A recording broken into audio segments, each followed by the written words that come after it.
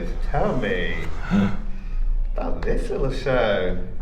Well, it's only taken 10 years for us to actually get it to happen, which is a bit crazy. First of all, introduce yourself. Yeah. So, Do you go first? This is Thomas Hopkins, he's the producer. Can you remember my name? Michael Strassen. Yeah, I direct things. directing. Yeah, anything. Anything and everything. Anything, plays, Sondheim, pantos, new plays, anything. Do you like new plays? Yeah, I do. Yeah, I do. Because I've got access to some like studio spaces, I get sent a lot of new material, and some of it's good, some of it's bad, and this is good. So how did it come about? Who heard about the project first? Well, no, so basically, yeah, so 10 years ago, I produced a play called Curtains at Trafalgar Studios, which was about Kurt Cobain and Sid Vicious, with Danny Dyer and Sean Evans, and the writer said, I've written another play, and I was like, okay, and then I read it, and I was like, that's pretty good, and then we hadn't done it, and then I just decided this year that it would be quite a good time to see what we could do with it, so we thought, well, let's get it on its feet, and see if it works. So yeah, and I think today's been quite promising as well, right? You sent it to me, and I read the first 3 pages, and I couldn't stop reading it. So tell me about it. It's just really, really funny. What's it about? Shall I? You do it. It's We've got Joan Rivers and Barbra Streisand weren't always megastars, and 10 years before they hit the big time, they, like many of us, were working doing X, Y, and Z, you know, and they did an off Broadway play together, which Joan Rivers has mentioned in interviews. So this is all true stuff? yeah. So one can only imagine what it was like in that dressing room of those two icons having a bit of banter. And he's just, so act one, it kind of runs in one act, but act one is in that said dressing room, and it's just hilarious. And the thing is, there's no contrivance to it, because you're just thinking, well, she would be that funny, she would be that bitchy. But at the same time, it's not just like a big bitching. It's social. It's got a lot of social history in it. But then it suddenly jumps. Then there's one of the quickest changes in history, and it's 10 years later, and we're in Las Vegas. We are. And they reappear looking $1 billion each, and then it's kind of, I just say, yeah, sure, you know, what do you think? And then, of course, all the old ghosts and monsters are there. But essentially, for me, what I see when I see it, it's about political correctness. You know, how Joan Rivers did so much, which is we all got to grow up and be big boys, and you know, and take stick. And it kind of re-examines what a gag is, what is okay. Boundaries are coming in. Yeah, I mean, the last time I truly felt very sad for somebody I'd never met was Joan Rivers, because she had another, we need people like her to say, you know what, stop being so fucking offended, you know what I mean, or just wake up or grow up or whatever. And she was kind of like the wake up and grow up grandma, wasn't she? She was just, you know. So it just excited me to see it, to think that there was more breath in there, in that conversation. It's a conversation. It's highly entertaining. It's very funny. I read it on my iPhone in bed, going, hey. Oh, it was just.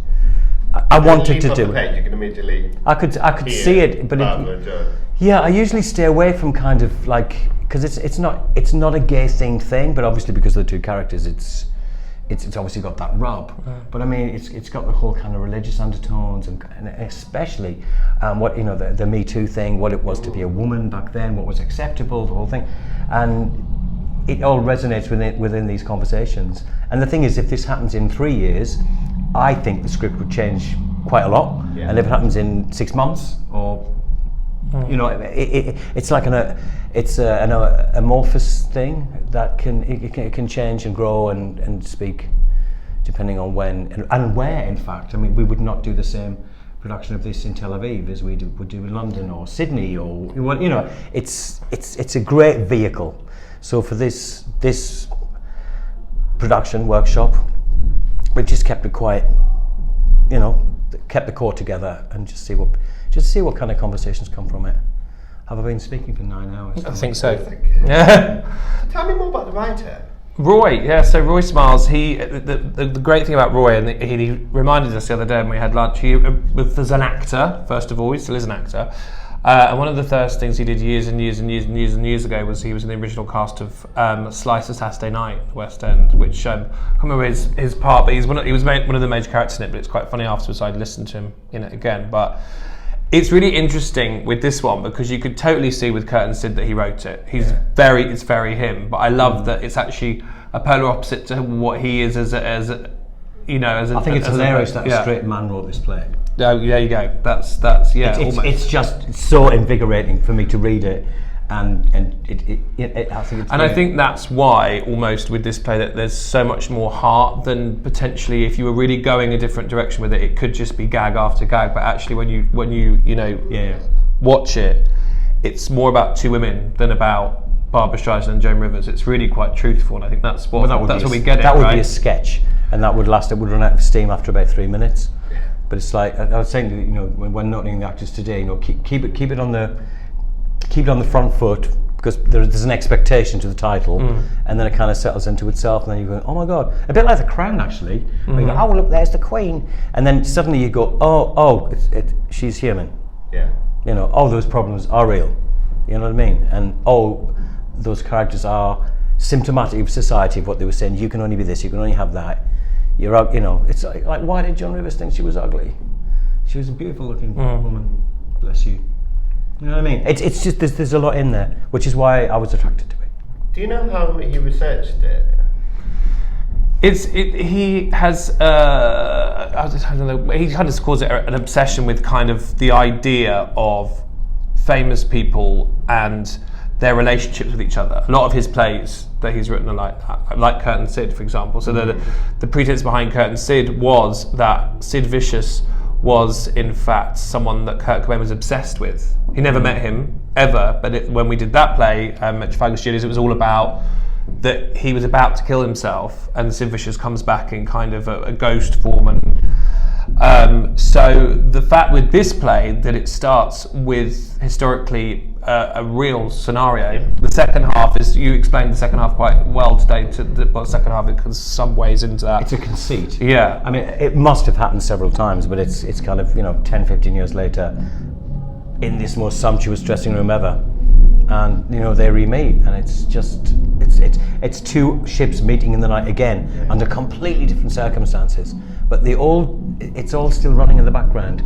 There's a lot of love in it. This is not the Betty and Joan, two women meeting going, "Rah, rah, rah, rah, rah." This is about art and intelligence in the same, art and intelligence in the same space. Why weren't they best friends? It's a bit like Scanners. You expect them both to explode. They were just so phenomenally talented and funny. Tell me about the actresses who you've got.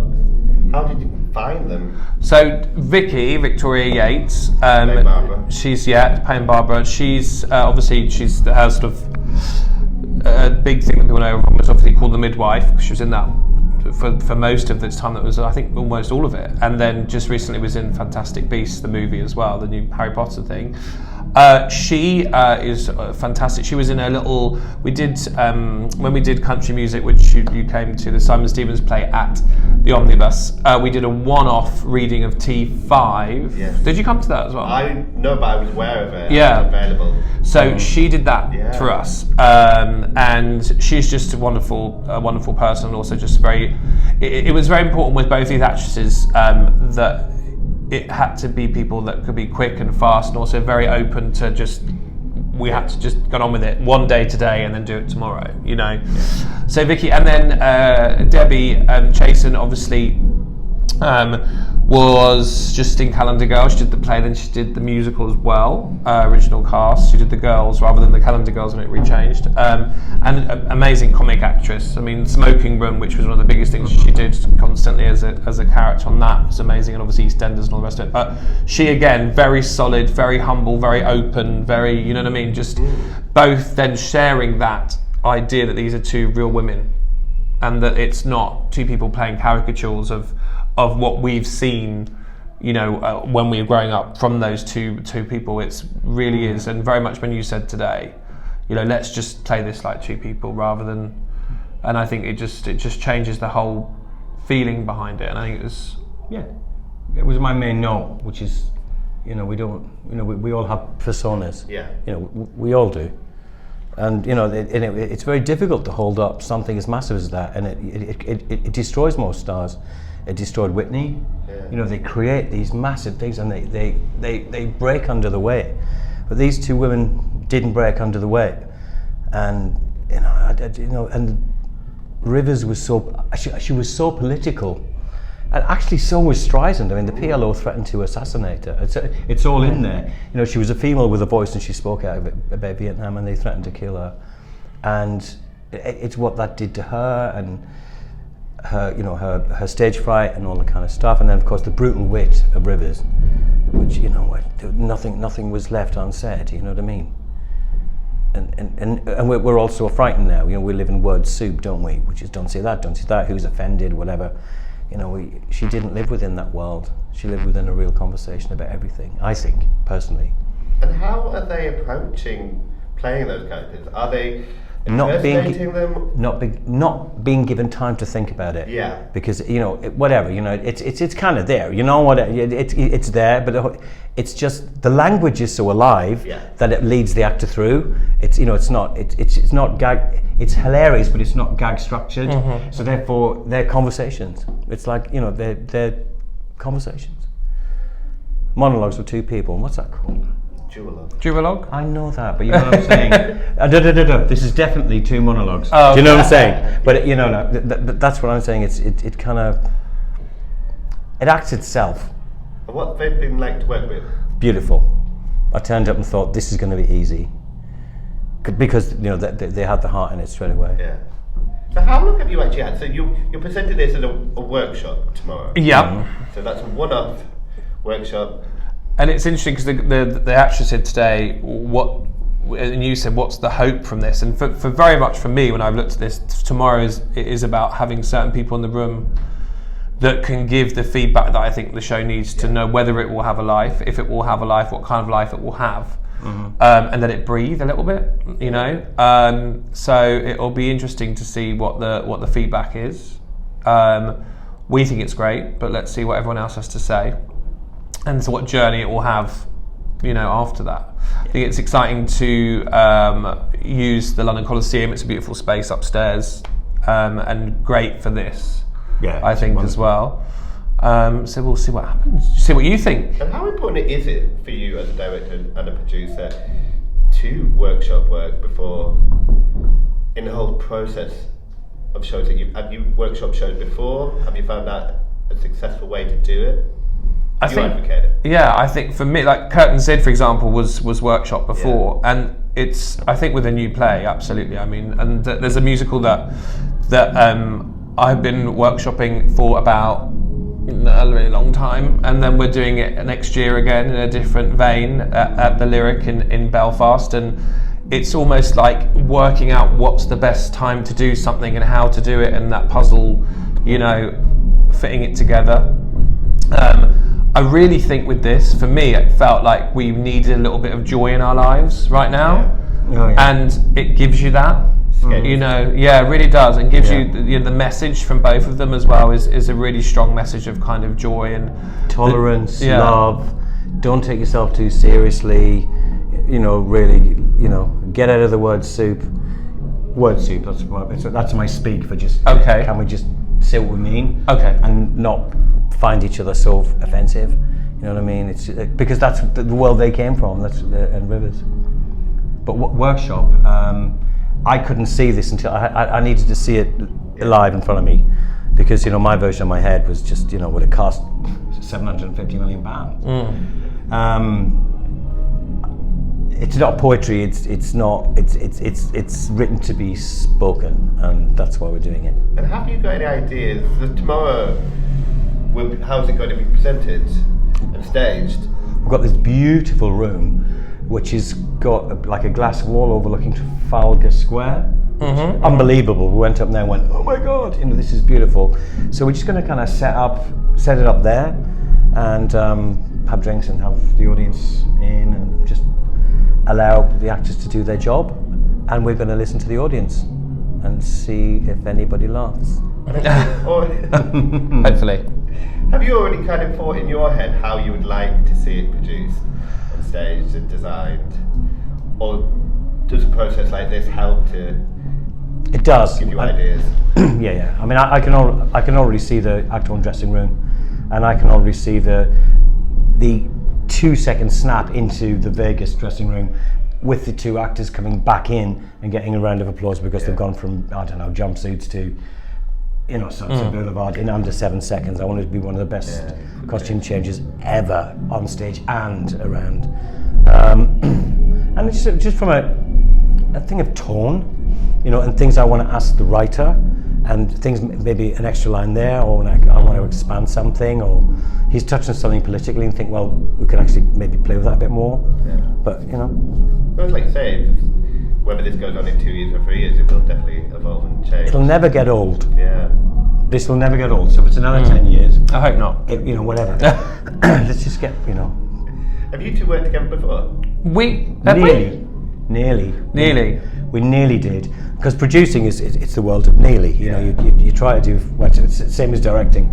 You send out 100 emails, you get 3 answers, and you might get 1 job. You know what I mean?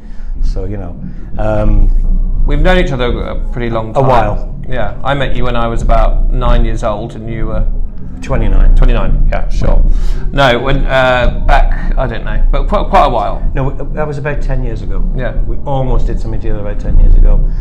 And then life just happened, and then he invited me to a press night, and I said, you know, how are you, you old cow, and here we are. It's nice. Yeah, I did. And there we are. That's And what I said. we're doing a play. But yeah, the thought will come from you as well tomorrow. What you think? I can't wait. I'm looking forward to it. Yeah. I used to always watch. Well, let us know, because without your opinion, there's no Yeah. progress. Yeah. That's why workshops don't work, because You don't get the feedback. because you don't get the feedback and you don't listen. I've done workshops as an actor years and years ago. I did some very big workshops, and then I would be cut from them, and then they'd end up as big West End shows, and then Yeah. they'd be criticised for the very thing they didn't correct at the first workshop. So I do the first workshop and say, Yeah. this scene doesn't work, these lines are unactable. You go and see the actual show on the night of press night, and you sit, and the language is word for word the same. Well, why did they do 3 workshops? Yeah. You know? And I think that the other thing that's exciting about some of the people that we're inviting, such as you, is as important, as well as producers and investors and all those normal people, is have people that see stuff. Yeah.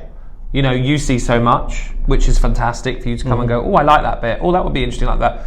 So it's also having different voices in the room. I think it's really important to have, for the show to have a life. And the right voices. It's not Yeah. just people who are going to come along and pat you on the back and Yeah, give you that validation. You want people who are actually going to exactly. question it.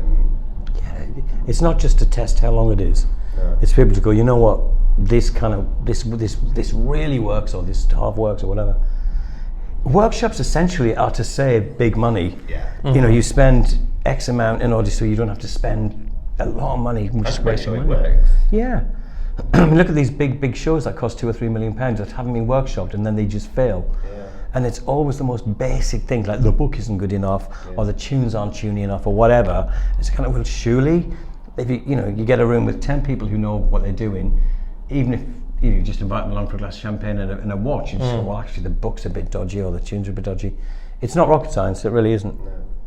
Are you excited? Do you get worried? How do you feel? I was more worried before today, wasn't I, a little bit, because it's been so long since I've heard it out loud, but I feel that it's in a really, really good place. It's a play that's been in a drawer, and tomorrow it breathes life. For the first time in 10 years. So that is just really lovely. So it does matter what happens with it, but you know, someone sat down and wrote this, and the writer will see it tomorrow, and that's just really nice, really, really nice. And this is the first time it's been staged. Yeah. He's not seen it. Yeah. The very first time. Amazing. And you'll see it. Yeah, For the very first time. Yeah. yeah. There aren't many firsts left. Hello, how are you? I've been interviewed in about 15 years. Have you not? Yeah. Oh, there we go. I'll be easy on you. Yeah. Try not to ask any too difficult questions. So we're here for your play, Yes. The Funny Girls, Yes. by Roy Smiles. So I heard this took, well, it was written 10 years ago. Yeah, when I was had my Kurt Cobain play on, I was writing it, and Thomas is the producer of the Kurt Cobain play, and he asked to read it. So it's been around for a long time. And I just heard a little snippet of it. It's very funny. Well, I hope so. Yeah, I hope so. But it's basically because Streisand and Rivers were vaguely friends back in the late 50s because they did this dreadful show. I just thought it was a nice premise for a two-hander, and they could just unleash all manner of hell on each other. So how do you approach writing for two such synonymous characters that people will... I watched all Streisand's movies, listened to a lot of Joan Rivers' stand-up stuff, just trying to get the rhythms of their voices, and then just thought about how their personalities would just clash because they're very big, huge presences. I just thought that it'd be really funny to get them in a very enclosed space and beating the hell out of each other. Did you learn anything more about them as you were like writing them? Yeah, I didn't realise Joan Rivers was like best friends with Lenny Bruce, and because I read a biography, and I didn't realise that all the struggles and she was a very repressed housewife for years before she started doing stand-up, so I didn't know anything about that. But I pretty know Streisand's story because it's written in legend, isn't it? But so she's kind of famous from when she was 19 onwards. So Yeah, and you mentioned the Kurt Cobain play that you were. yeah, So that was 200. So this is the first time you've written for put voices into characters. Yeah, my first play was about Lenny Bruce and Groucho Marx, and I've written plays about Tony Hancock and the Beyond the Fringe team, the Python team. So I've done a lot of biographical plays. So, but I've never written expressly for women before. So I was trying to get away from my maleness really, and just try and write for decent female characters for stuff. And how have you found that transition? No, it's great. It's quite liberating, really. You can get away with all that, get rid of all that macho crap. Yeah. And, so I've found it a joy to write. It's one of the few plays I've really genuinely enjoyed writing. But I want to ask you some more about fictional characters to historical characters. Is it a completely different challenge? Is it? I tend to write biographical stuff. I find it easier because I'm a history grad, so I love all the research and getting into the people's mindsets. So and I've written about Evelyn Waugh. It was very different to Streisand or Joan Rivers and Oscar Wilde, George Bernard Shaw. So I just like getting into reading everything they've written for a start, then trying to get into their mindset, read all the biographies. I find it a lot easier than writing plays with my own characters, which I've never thought has been as good as my biographical stuff, to be honest. And you also write music. I do write music, yes. So when it came to this, done some research. Barbra Streisand, were you ever considered or tempted to put a few songs in there? Yeah, no, I could have done. My music's kind of separate to my playwriting. But Streisand's done so many brilliant songs. I just thought, there's no way I can reach that level. Taste of Honey and On a Clear Day. I'm not that. I write folk style stuff, so it wouldn't suit Streisand. No, I'm not in that league. Have you ever been tempted to write musicals? I did write a musical. It was called Burlesque. It was on at German Street Theatre, and we got 5 stars in Time Out, and it raves and stuff, but nothing ever happened with it. It was about the communist witch hunts in the 50s. Yeah. But that was very vaudeville, 50s shtick, much like this, really. Yeah. So I have actually written a musical. But I just wrote the lyrics. Another guy wrote the music. So Incredible. One day I might try again. So how are you feeling? You're about an hour away from an audience seeing your work. Terrified of producers and really very important people. So I just tend to turn into this muttering cockney fool of these things. I'm scared of the actresses. So I tend to turn into a mute. But the idea of having to meet and greet people and articulate about my play, because I'm really bad at explaining what my plays are about. So terrified's a good phrase. But do you enjoy seeing an audience's response? Yeah, I love that. Once they start laughing, I'll be fine. Yeah. Once I get the laughter, it's I can sort of unclench my buttocks from terror, and this is a very funny play. So the Kurt Cobain play was a lot more serious because obviously we were ending with the machine, so it got increasingly darker. This is kind of a light romp, really. There's a few hopefully touching moments, but it's a lot lighter piece than that. So I'm just worried about them laughing, really. As soon as they start laughing, it'll be fine. And what's it like to hear for the first time 2 actors saying your lines? It's great. I've never heard it out loud. Yeah. I sort of mutter to myself when I'm writing, but to get 2 really good actresses and just nail the voices and stuff. It's quite liberating, and it makes me happy because it's some plays you write, it never comes off the page. But when it comes off the page, like just in the reading, it's just fantastic. Did that ever catch you off guard? You were like, wow. Yeah, I did a bit. Actually, I was a bit startled because I wrote it so long ago. I'd kind of forgotten a lot of it anyway. I haven't reread it in ages. So I was like, oh god, that's a good gag. Oh yes, she did that really well. And so yeah, it was really enjoyable. So I've got a mournful face, but I'm actually enjoying my day. Hello, ladies. Hi. Or girls, funny girls. Funny girls. So from calendar girls to funny girls. I We'll only start do with things you, with Debbie. girls in. It's in my contract.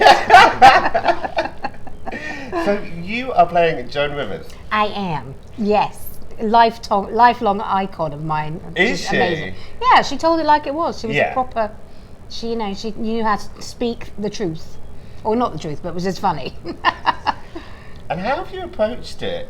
Well, I just watched a lot of her interviews on Carson. I watched a lot of her stand-up routines, and just sort of tried to understand what she was like. I think she's not kind of an enigma, Joan Rivers. You know, I think she is what she is. You watch her and you get it. You know, so. But you're not impersonating her. No, it's not an impersonation because. Let's face it, I don't look anything like her. And she says several times, I'm stick thin and I'm 25. I'm an actress, but I'm not a magician. But you just sort of have to channel that kind of wisecracking New York Jewish broad who really was very groundbreaking, you know, as a comedian in America at a time when there weren't many female comics at all, if any, if only Joan Rivers. And the beauty of this play, so your play is a behind-the-scenes look at them, in the changing room. So you're not necessarily putting across that persona that we're all used to seeing. You can perhaps offer. Yeah, but there's a lot of wisecracking, isn't there? There is a with lot both of of wise. them. Yeah, actually. it's very funny. Too, yeah. So yeah, moving on to Victoria. So you're playing Babs. Babs, Yeah. another icon. Isn't she? Oh, I love her. Yeah, I mean, again, it's not, you know, an impersonation, but I've been watching a lot of videos, films. Unfortunately, I say to my husband's like, what are you doing today? Just watching Barbra Streisand films. Sorry, I've got to do it. What an excuse. I know. he And he didn't join, no. And I mean, I love her confidence, her humour. She was just one of, you know, like this first big Brooklyn female icon, and it's incredible, her journey, and I think, yeah, she's done incredible things. I'm very lucky to wouldn't normally get to play Barbra Streisand, so I'm happy. Before you were approached by the project, had you ever considered either of you playing these parts? No. Oh, I've been Barbra Streisand since I was 7. Can you believe? Well, yeah, I've been in the shower of Barbra Streisand quite a lot of times. But yeah, but I think it's a lot more, rather than it kind of being impersonations, there's a lot more underneath it, and they're real women, and that's kind of the way we've gone with it. So it's like a lot of gags, but also there's the truth beneath them as well. So there's elements, obviously, that we've taken of those people, but there's us in it too, which You I can think see is the important. chink in both of their armour, can't you? Yes. This is what this play is about. Yeah. And tell me about the play. So Roy Smiles' script. How's it been to work with? Oh, it's fantastic. Fantastic.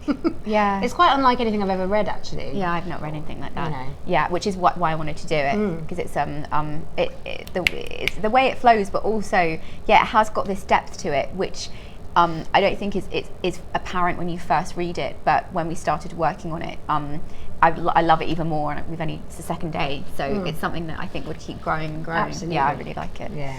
Do you enjoy the workshop process?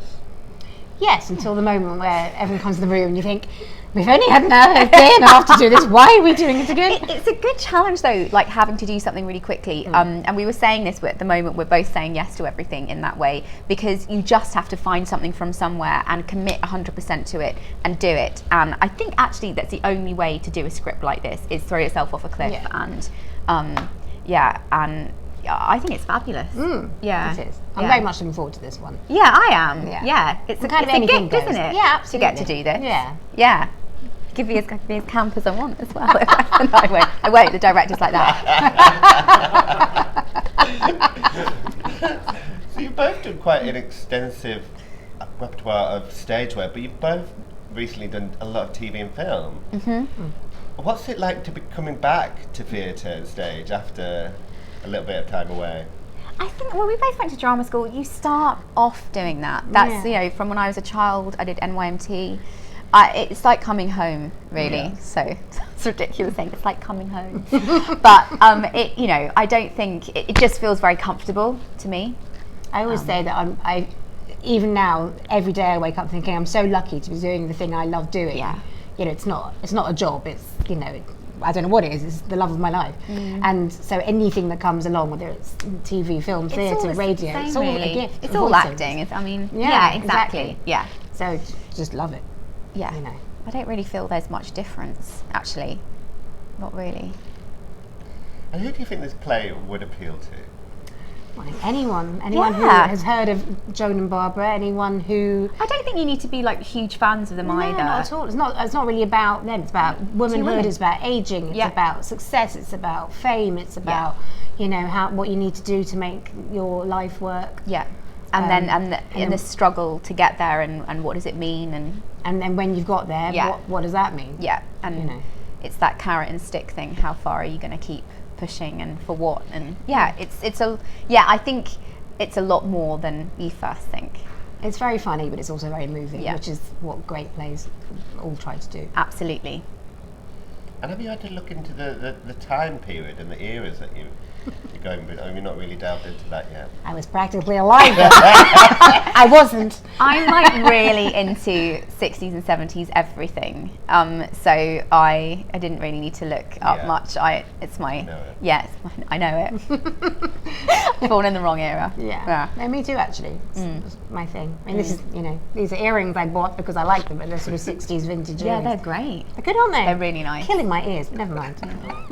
I'll drop off by about 2:30. In the lunch hour. Yeah, lunch I'll take off. Got the whole ear. Slide them down. Yeah, speaking of which, you've not got long before you take I know! Thank you for reminding us. I'm going to let you get some lunch and then see you on the other side. I can't wait to see it. Thank you. side. Hope you I'm sure enjoy you're going it. to be amazing. Thank you. Thank you. Please. I gave him some money earlier. So, Vegas, eh? You got to play Vegas. Great, isn't it? Not too shabby. And it was sold out again tonight. Well, almost sold out. There were a few seats empty. There were no empty seats. Just a couple. Every seat was sold. A couple of people didn't turn up. I could see the whole joint from the stage. There wasn't a seat left. I think they let some of the bar staff use them.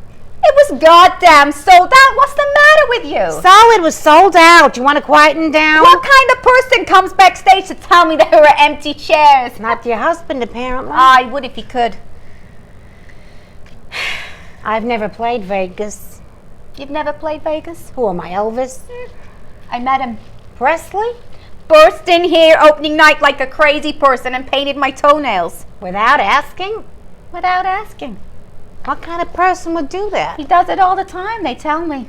You let him paint your toenails? Yeah, why not? You let a total stranger paint your It toenails? was Elvis. What was I going to do? Tell him to get the hell back to Graceland. Actually, I thought it was cute. Weird is not cute. Whatever. Is he Jewish? What do you think? Not in leather pants, he's not. Well, the crowd seemed to like what you did. Yeah. 5 encores. 4 encores. Will you let it go? What? There were 5 encores. 4 5? What difference does it It make? makes a difference, all right. Okay, calm down. I saw you on the Tonight Show. I'm always on the Tonight Show. Yeah. How do you get so many shouts? I give Carson blowjobs. Really? Hello? No. Who'd have thought it? What? You. Getting famous. Why wouldn't I be famous? Well, you know.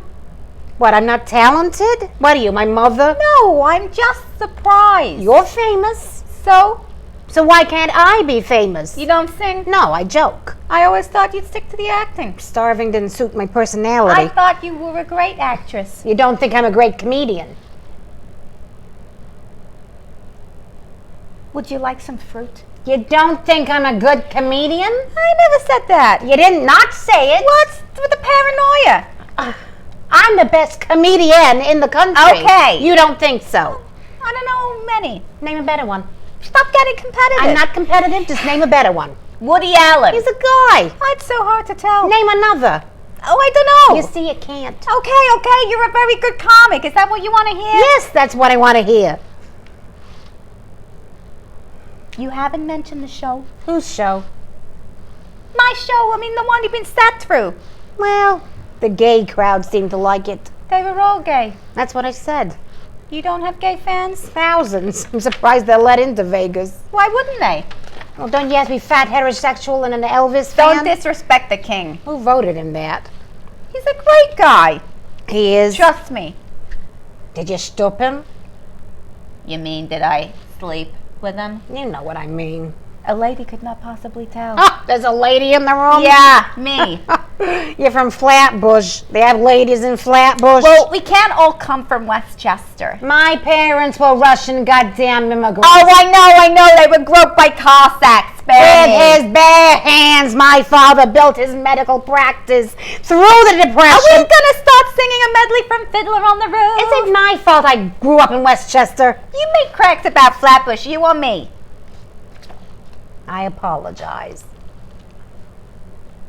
I accept your apology. I thought you might.